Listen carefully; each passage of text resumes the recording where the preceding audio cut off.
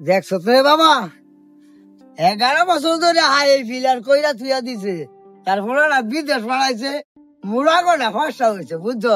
আমি মনে করছে বিল্ডিংটা বুঝি কইরা লাইব, আর এত সহজে আমার সম্পদের মধ্যে মাপ দিলি না কিছু, তুই বিল্ডিং করস, তোরে তুমি আমি বিল্ডিং করতে বিল্লা আর না মাপে বিল্ডিং আর উঠতো না আমি যতদিন বাচ্চা থাকি। দেখছো বাবা, তোমার জায়গার মধ্যে আমি আপনার দিয়ে বিল্ডিং উঠেছে, হ্যাঁ সাহসটা কত বড় দেখছো বাবা হুন, 11 বছর ধরে হাই এই বিল্ডিংটা করছে বুঝছো, আজকে পর্যন্ত তার সাহস না বিল্ডিংটা পরিপূর্ণ করণের লাগিয়া।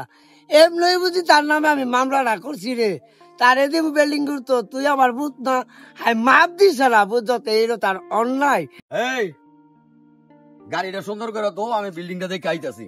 আজকের এই গল্পটি খুবই গুরুত্বপূর্ণ একটি গল্প। এই যে আমার সামনে বিল্ডিংটি দেখতেছেন, এটা হচ্ছে বড় ভাই ছোট ভাইয়ের জমির উপরে জোর কইরা উঠাইছে। আর ছোট ভাই কি করছে, বড় ভাইয়ের সাথে না পাইরা বড় ভাইয়ের নামে মামলা দিছে। তারপর কোর্ট থেকে লোক আইসা কাজ বন্ধ রাখলো, অতঃপর যা হলো।